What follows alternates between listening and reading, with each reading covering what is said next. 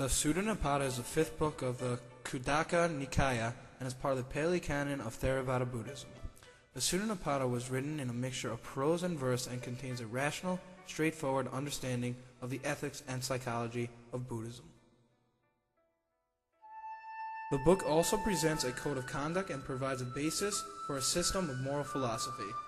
It consists of 71 short suttas divided into 5 vegas or chapters. The first vega is called the snake chapter, the second is called the lesser chapter, the third is the great chapter, the next vega is called the octet chapter, and the last vega is called the chapter on the way to the faraway shore. The first vega begins with a sutta called the snake. The sutta compares a man to a snake, stating that one who advances far along the path sheds unwholesome states of mind like a snake sheds its dried up old skin. The next sutta is called Daniya the Cattleman and is a conversation between the Buddha and Daniya. The sutta describes the wealth and security of the lay life with the wealth and security of a person who has lived the renunciated life to its culmination. Here the Buddha states, a person's grief comes from acquisitions, since a person with no acquisition doesn't grieve. In the fourth sutta called To the Plowing Bharadvaha, the Buddha answers questions from a farmer who believes that monks don't do any useful work and because of this don't deserve to eat. The farmer in this passage compares the Buddha to a rhinoceros, stating, renouncing violence for all living beings, harming not even a one. You would not wish for offspring, so how a companion? Wander alone like a rhinoceros. In the seventh sutta in this Vega, Discourse on Outcasts, the Buddha explains to a Brahmin what qualities really make one worthy of being branded an outcast. He states, not by birth is one an outcast, not by birth is one a Brahmin. By deed one becomes an outcast, by deed one becomes a Brahmin. Lastly, in the 12th sutta called the Sage, the Buddha describes the characteristics of the ideal sage.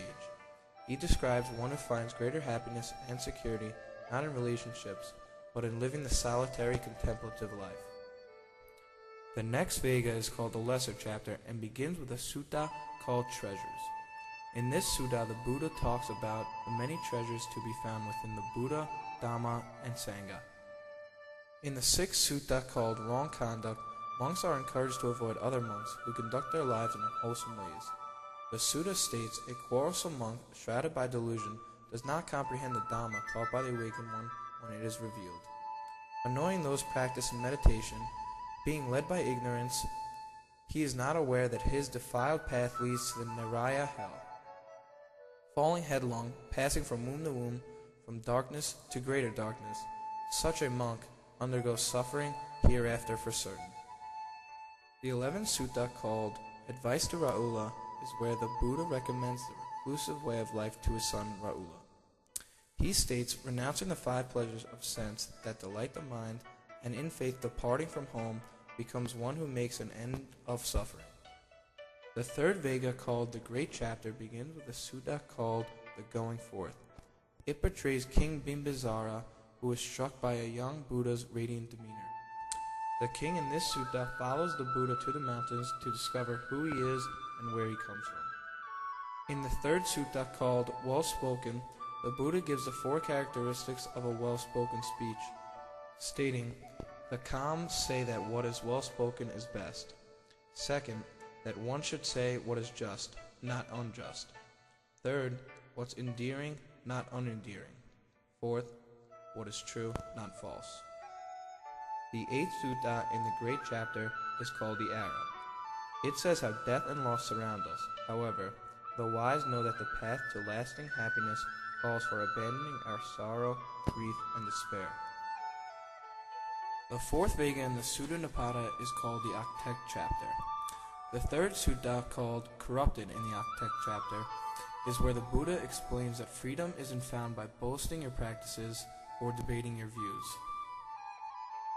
He states that there are some who dispute corrupted at heart, and those who dispute their hearts set on truth, but a sage doesn't enter the dispute that's arisen, which is why he is nowhere constrained.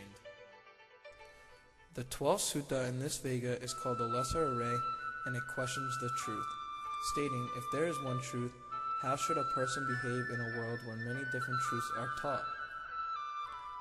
The Buddha in this sutta exclaims that taking a stance on your decisions and yourself as your measure, you dispute further down into the world, but one who has abandoned all decisions creates in the world quarrels no more.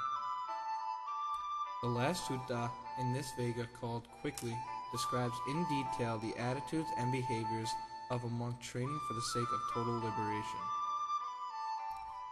The Buddha states that a monk shouldn't tremble at blame or grow haughty with praise, should thrust aside selfishness, greed, the vice of speech, anger, shouldn't buy or sell or revile anyone anywhere, shouldn't linger in villages or flatter people in hopes of gains. The last Vega in the Sutta Nipata is called the chapter on the way to the faraway shore and begins with a sutta called Ayita's Questions. In this sutta, the Buddha summarizes the essence of Dhamma training. He states that not craving for sensual pleasures and with a mind that is pure and tranquil. The fifth sutta, called Ditthaka's Questions, is where Ditthaka asks the Buddha, how can one become freed of all doubt? The Buddha answers with, no one in the world, Ditthaka, can I release from doubting, but knowing the most excellent Dhamma, you will cross over the flood. The next sutta, called Upasava's Questions, is where Upasava asks the Buddha what support should one hold on to in order to cross over the raging flood of craving. The Buddha replies stating, mindfully focused on nothingness, relying on there isn't, you should cross over the flood, abandoning sensual pleasures, abstaining from conversations, keep watch for the ending of craving, night and day. The next sutta is called Taddhaya's Questions. This is a humorous sutta in which Taddhaya simply asks, so, what is it like, being emancipated anyway? The Buddha answers, one in whom there dwell no sensualities, one in whom no cravings is found, one who has crossed over perplexities, his emancipation is not other than that. The 13th sutta in the chapter on the way to the faraway shore describes Uddaya's questions. Uddaya asks, in what way should one live mindfully so as to bring about awakening? To this the Buddha replies, the abandoning both of sensual desires and of unhappiness, the dispelling of sloth, the warding off of anxieties, mindfulness purified, with inspections of mental qualities swift in the forefront. That I call the noesis of emancipation, the breaking open of ignorance. The Sutta Nipata is the fifth book of the Khuddaka Nikaya and is considered the oldest of all Buddhist scriptures. It is a rational and straightforward understanding of the ethics and psychology of Buddhism. All in all, the Sutta Nipata contains 71 short suttas and is a valuable piece of Buddhism literature.